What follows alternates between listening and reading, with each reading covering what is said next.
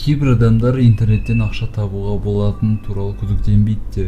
Міне осы видеода біз интернетте ақша табудың жолы, түрі, жалпы барлығын қарастырамыз. Егер сіз осы видеоны аяғына дейін көрсеңіз, онда сіз барлық ақша табу жолымен интернеттегі танысқан болып шығасыз. Жайғаса беріңіз, ал біз бастаймыз.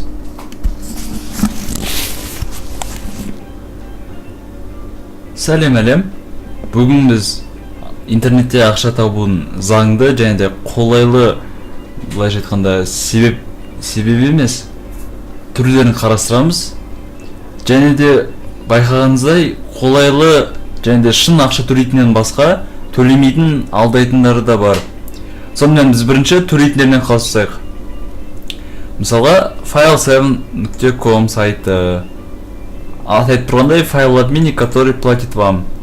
Бұл қалай сонда? Бұл дегеніміз, мысалға, бұл дегеніміз сіз белгілі бір файлды бұл жаққа саласыз. Мысалға, қалып беріп саласыз. Видео секілді мені үстіп саласыз. Сосын, оны мои файлыдан қарап, мысалға, скачивание 0 деп тұрады. Мысалға, бір жазбаған үшін белгілі бір ақша төлейді. Бұл жақта 4 рубль төлейді скачивание үшін. Ал егер тағы реклама қоса алады, мысалға сіздің жіберген файлыңызға түрлі андай рекламалар салады, әдейі өздері бірге скачайтеді, сөйтіп соның арқасында да ақша таба аласыз. Сөйтіп бұны жай ғана өзін басасыз файлдың. Міне кез келген жерге таратасыз. Болды. Бұны қалай істесе болады? Бұны мысалға басқа. Бұл жақта егер сіз мысалға көп ақша тауып атсаңыз, онда сіз рейтинг пользователей, демек жоғары көп ақша табатынların қатарына кіресіз, онда өзінің бонусы бар. Бірінші орынға 300 рубль, екінші орынға 250 секілді. Сөйтіп төлей бастайды. Бұл жақта выплаты, міне выплаты. Міне минимальная сумма 100 рублей. Демек, Яндекс кошелек, WebMoney, Kiwi секілдерге ақшаны шығара аласыз, және де 100 рубльдан бастап. Сонымен, бұл жақында бұның копиясы шыққан болады. Міне .com, .ru. Сонымен бұны алданып қалмау үшін .com-ға кірмеңіздер. Бұл былайша айтқанда фишинг дейді ғой. Сіз анау деп ойлап қаласыз, егер сіз .ru-да бар болсаңыз данныйларыңыз, онда сол кезде сіздің бұлар берген ақпаратыңызды алып алып, сөйтіп сайтқа жатты, сіздің мысалға балансыңызда 100 рубль болса өздеріне шығара алады. Сондықтан да алданып қалмаңыздар. .com, .ru. .com алдайды, .ru шын. Жарайды. Бұл 4 рубль төлейді. Ең жоғарғы мен тапқан бойынша файлар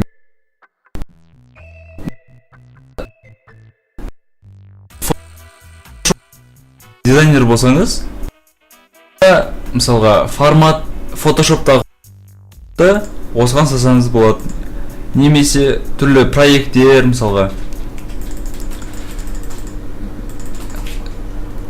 мысалға шапка PSD дейміз. Міне мысалға елдер өзінің шапкасын істей алмайды, сөйтіп осындайлардан қарайды. Бұл жақта астында PSD форматта скачайтып алып, ішін өзгерсек болады, видеоны емес. Міне мысалға сіз осындай дизайнер болсаңыз, мен фантазиям бойынша, онда мені скачать шапку деп тұр, басасыз, ол сізді мынау сайтқа жібереді. Мынаның орнына өзіңіз неңізді қоясыз, ссылкаңызды my файлыдан. Сөйтіп елдер ұнаса скачать етеді, сөйтіп сізге ақша түсе береді. Міне бұл түсінікті. Бұл 4 рубль жаттап алыңыздар. Ал енді мынау файл-обменник бар, бұл төлейді 3,2 рубль. 8 рубльға кем, бірақ наяқта жазған мы платим больше всех, әрине өтірік. Бұлардың тағы да бір пайдасы не? Бұлар, мысалға, ограниченный деген, шексіз. Мысалы, Google дискте сізде 15 гигабайт берілсе, ал бұларда безграничный дейді. Демек сіз қанша салғыңыз келсе, сонша саласыз. Басқа, міне 3200 рубль төлейді, 1000 адам не істесе. Ал мынау видеоны мысалға 712 адам көрді, өте жақсы енді 3200 рубль. 2000 рубльді тапқан шығар енді. Міне сол. Бұл енді файл түсіндік, е?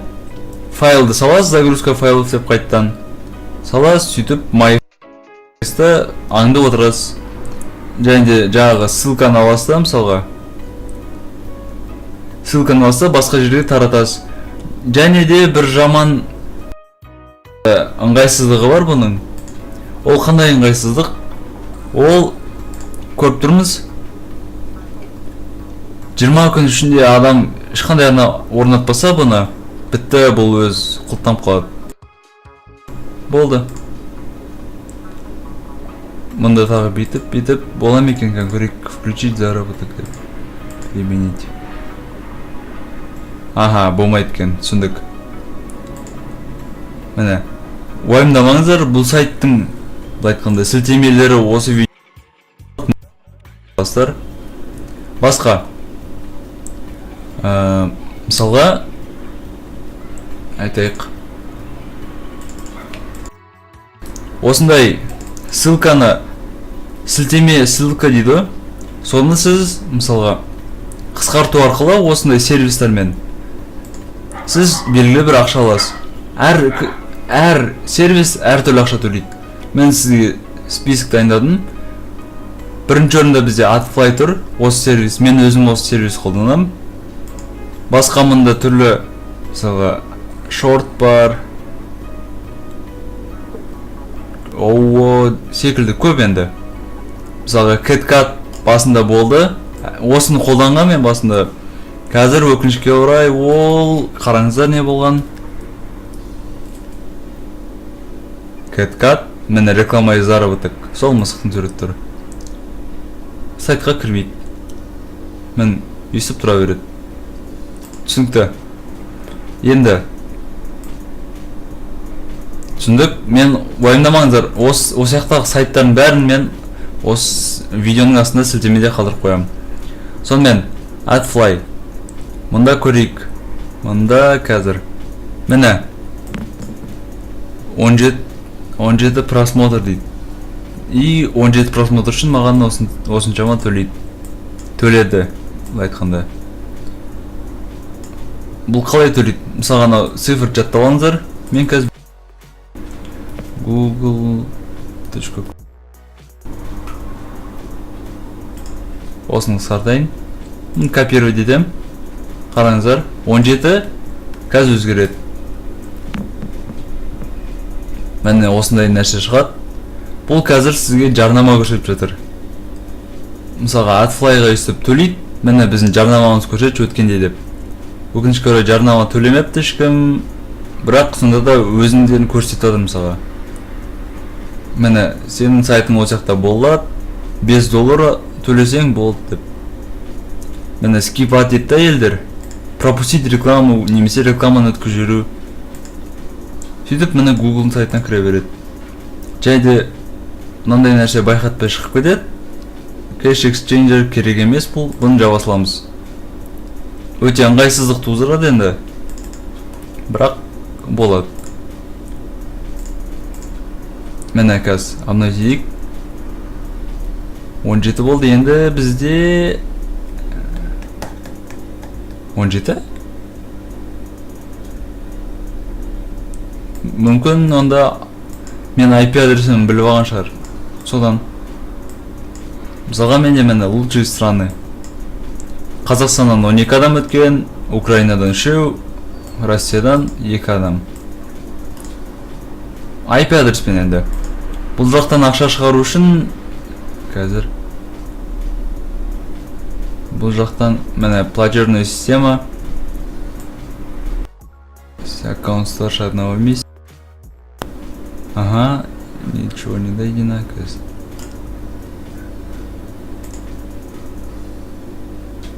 $5.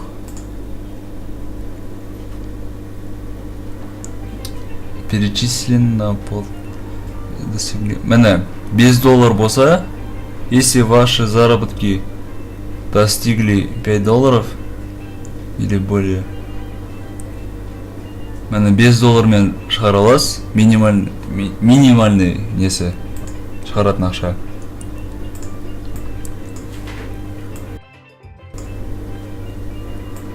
Айтатын нәрсе болды деп ойлаймын. Сосын аккаунтта не бар екен көрсетмейтін жоқ, бірақ сіз аккаунтты басасыз да, сөйтіп бәрін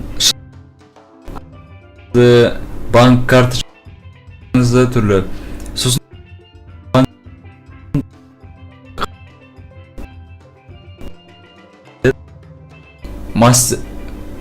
мастеркард, мастеркард болу керек.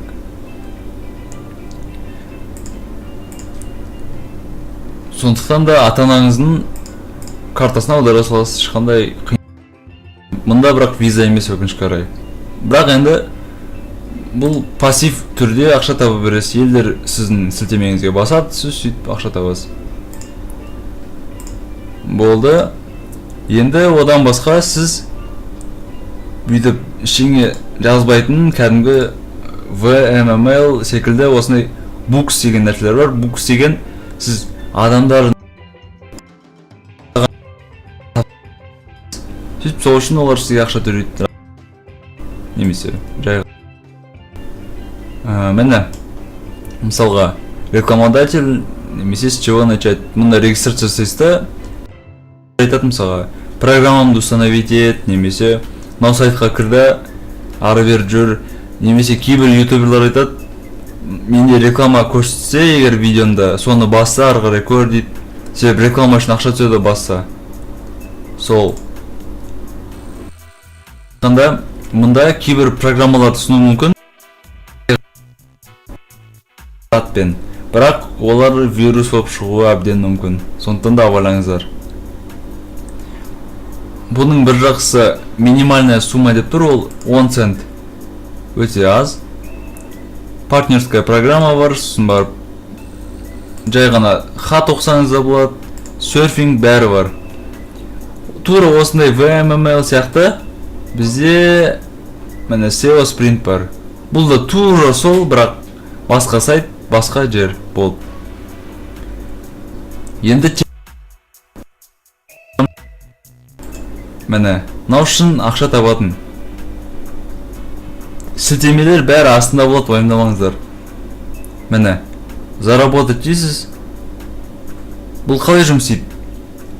Қазір заработать.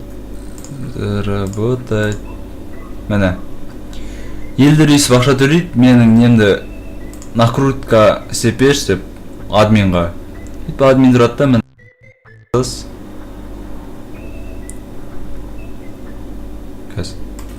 қақта. Міне перейти к каналу дейсіз да, join басасыз, немесе өзіңіздің кнопкаңызды астында подписаться мен байланысы бар. Сөйтіп тұрасыз да, жаңаға қайттан кіресіз. Міне сөйтіп жазасыз.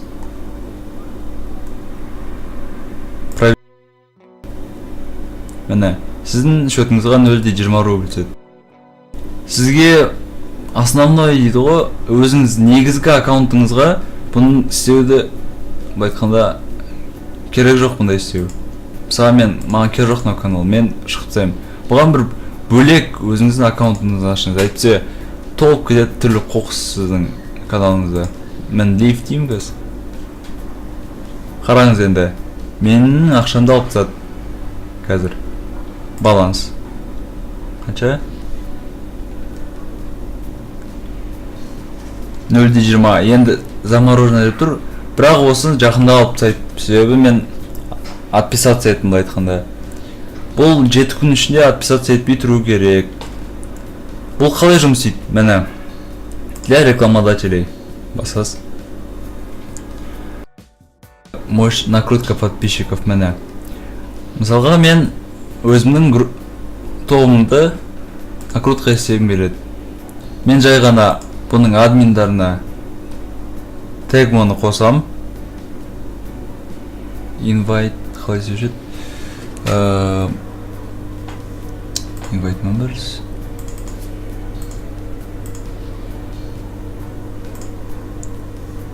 Мен аған сен мәлде. Мені тегмоны қосам естіп, тегмо тұрғы мені. Сол сөйтіп, бұл енді біздің чаттың несі, админи. Енді мен накрутка бұған айтам, мені осыны накрутка сепер, мысалға пополнить баланс деймді, балансты басып. Мен береді. Стоимость одного подписчика 0.33, 0.40.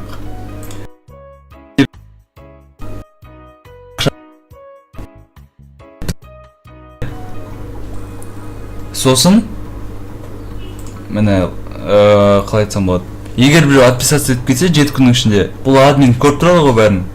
Сөйтіп бәрін есеп 7 күнде онда алады да бұның ақшасын симайтет шығып өткен. Сөйтіп оны маған өзіме қайттан қайтарады. Сөйтіп оның шықпайтын адам кіріп алады. Сол, бірақ ол накрутка ғой былай айтқанда.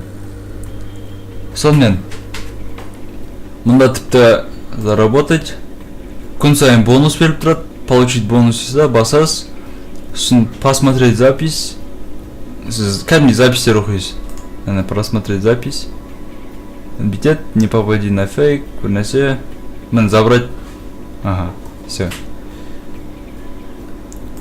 Басқа, мұнда пригласить друга, демек рефералдық жүйе бар,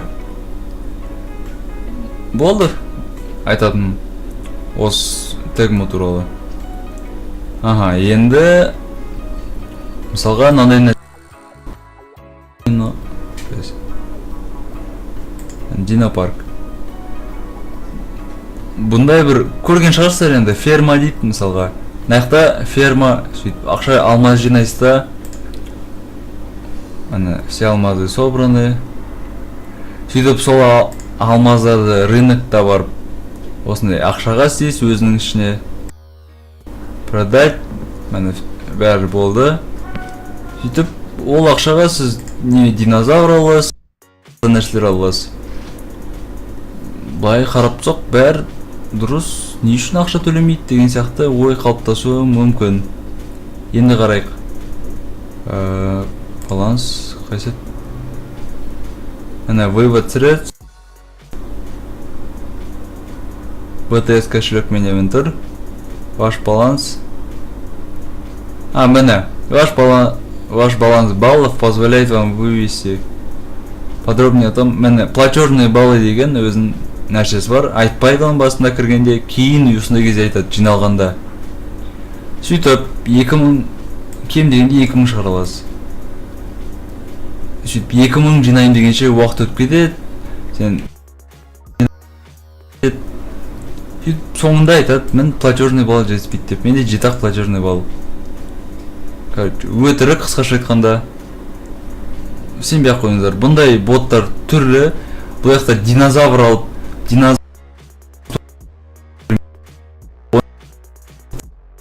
қой қасқыр көре аласыздар. Бұл интернет қой. Басқа moneybirds.org. Бұл да өтірік қайттан. Мұнда да осындай платежный балл туралы айтылмайды, бірақ бәрінде осындай бар. Нақта жаза береді. Платежный балл деген бұл қандай? Мысалға, нақта сіз 100 теңге салсаңыз, оның 60 теңгесі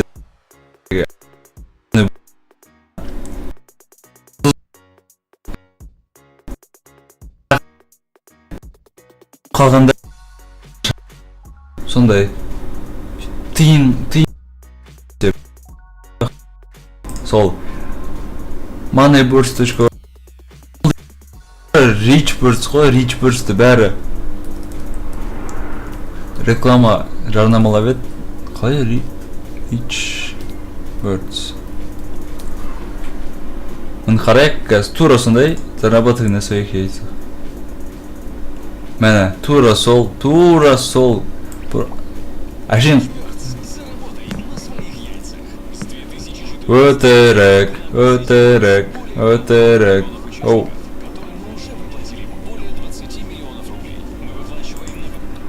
Әрине өтірік, бұл да платежный балл. Сосын байқасақ болады, рич пробел burst болса, нақта рич burst пробелсыз. Нақта com, нақта org, нақта biz. Демек сіз комда регистрация жасап, кейін шатасып кеттіңіз, orgқа кіріп қалсаңыз, вообще айтқанда шатасып, ақшаңызға қайген білмей түсінбей қаласыз. Мені нау тура сол. Қайттан сол адамды алдау.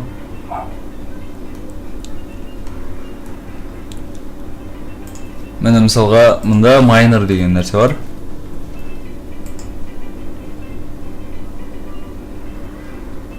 Майнер гейм мені. Бұл да сол қайттан өзінің жасаған адамнан басқа ешкімге көп ақша келмейді. Ақша да келмейді. Қайттан сондай сіздің шахтер болады, сол майнинг етеді сізге. Сол жиналады. Болады сөйтіп. Сөйтіп қайттан платежный. Сонымен біз сілтімді букс ақша табуды. Мид капча каз заработок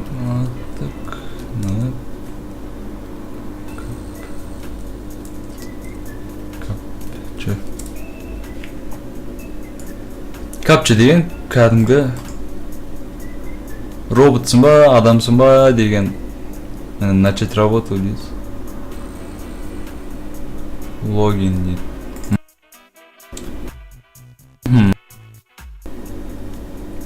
Қазір 1 минут.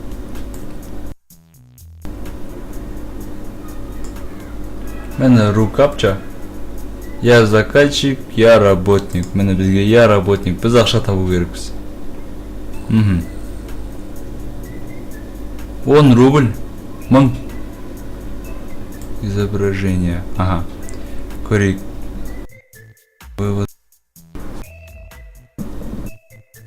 Ага, партнерская программа. Түсінікті. Антикапча сервис номер 1. Ага. Қалай кірсек болады? Распознавание. Клиент кей. Рек капчам. Жоқ.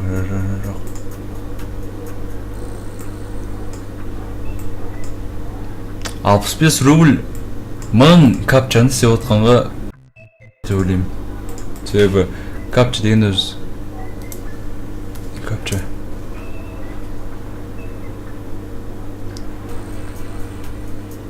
Себебі мынандай нәрсе үшін өзіңіздің көзіңізді ауыртып осымен видео аяқталады. Ал сіздің көргеніңізге рахмет. Егер тағы да осындай интернетте ақша табу жолдарын қаласаңыз, онда лайк басып, комментарийге қалайтыныңызды көрсетіңіз өзіңіздің. Ал егер сіз тағы осыдан басқа түрлерін, жолдарын білсеңіз, онда комментарийға жазыңыздар. Мен сіздің жазғаныңызды міндетті түрде келесі бөлімде қосатын боламын. Одан басқа барлық сілтемелер осы видеоның астында міндетті түрде болады. Міндетті түрде көріңіздер. Ал бұл видеоны арқасында сіз ешқандай бір алтын таулар табады деп ойламаймын, бірақ сонда да бар екенін ескере жүріңіз деген мақсатта шығарылған болатын.